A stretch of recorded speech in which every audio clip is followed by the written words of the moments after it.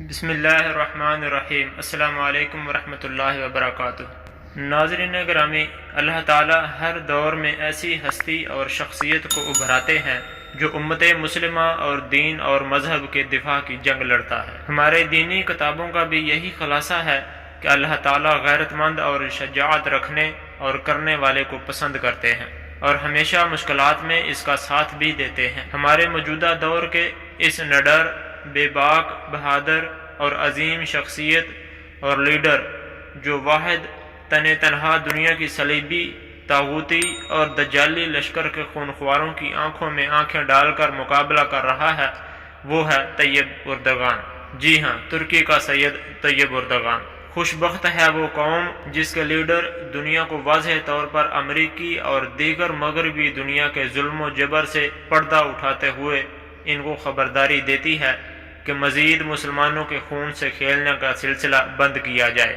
یہی ایک مرد مومن ہے جو پوری دنیا میں مظلوم امت کی ترجمانی کر رہا ہے، جس کے حقائق اور دباؤ سے جنرل اسمبلی میں مظلوم مسلمانوں کی ترجمانی بھی ہوئی اور اسرائیل کو ایک فتنہ گر اور قابض ریاست ٹھہرایا۔ یہی اصلیت اور حقانیت کی بدولت وہ آج عالم اسلام کے دلوں پر راج کر رہا ہے۔ یہ وہ شخصیت ہے جس نے ترکی کو ایک تباہ شدہ معاشی حالت سے نکال کر ایک مضبوط معیشت بنایا۔ ترکی جسے کبھی یورپ کا بیمار آدمی کہا جاتا تھا، اب معاشی طور پر کئی یورپی ممالک سے زیادہ مضبوط ہے، جبکہ یورپی ممالک دیوالیہ پن کا شکار ہیں۔ یہ لیڈر رجب طیب اردگان ترکی کے ایک معمولی کوسٹ گارڈ کے گھر میں 26 فروری 1954 کو پیدا ہوئے۔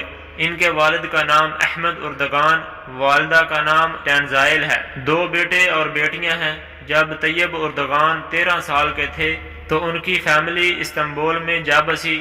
ان کے فیملی کے مالی حالات اس قدر پسماندہ تھے کہ رجب طیب اردگان کو بچپن میں اسکول کی تعلیم حاصل کرنے کے لیے ٹافیاں، ڈبل روٹی اور شربت فروخت کرنا پڑا۔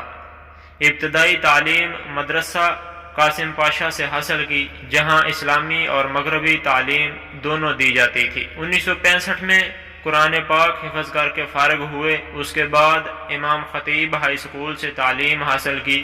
1973 میں میٹرک اور دیگر اضافی مضامین پاس کر کے ایوب ہائی اسکول سے ڈپلومہ کی سند حاصل کی۔ اسی طرح مرمرہ یونیورسٹی سے بزنس ایڈمنسٹریشن ڈگری حاصل کی۔ وہ شروع ہی سے سیاسی دنیا میں دلچسپی بھی رکھتے تھے۔ 1976 میں استنبول میں یوتھ پارٹی کے ہیڈ مقرر ہوئے۔ مارچ 1994 میں استنبول کے میئر منتخب کیے گئے۔ اس وقت استنبول پانی کی قلت، آلودگی اور ٹریفک جیسے مسائل کا شکار تھا۔ ان مسائل کو ختم کر کے انہوں نے استنبول کو جدید شہر کی شکل دی اور کرپشن کو جڑ سے ختم کر دیا اور استنبول کے $2 بلین کے قرضے کا بڑا حصہ بھی واپس کر دیا۔ 1998 میں ایک جلسے میں اسلامی نظم پڑھنے کے جرم میں 4 مہینے کی سزا سنائی گئی اور میئر شپ سے بھی ہٹا دیا گیا۔ 2001 میں انہوں نے جسٹس اینڈ ڈیولپمنٹ کے نام سے ایک پارٹی بنائی۔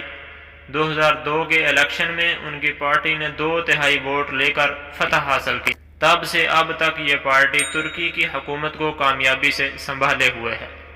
رجب طیب اردگان کے سفر میں بہت سی مشکلات آئی، مگر طیب اردگان ہمت نہ ہارے۔ فوج اور بیوروکریسی کی مخالفت کے باوجود فتح حاصل کی اور ترکی کی قسمت کو تبدیل کر کے رکھ دیا۔ تیسری دنیا کا ملک کہلانے والا ملک آج دنیا کی 16ویں بڑی اقتصادی طاقت ہے۔ کرپشن، قتل و غارت سے پاک لوگ ہمیشہ ہی لیڈر بن جاتے ہیں اور عالمی سطح پر شہرت یافتہ اور پختہ یقین کے مالک مانے جاتے ہیں۔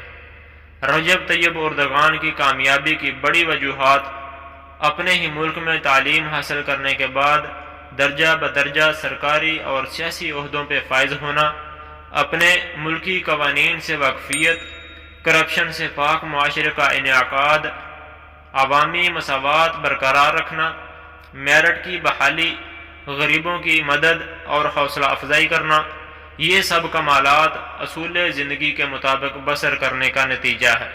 اس عظیم شخصیت کی لیڈری عالم اسلام کے تمام حکمرانوں کے لیے ایک روشن مثال ہے۔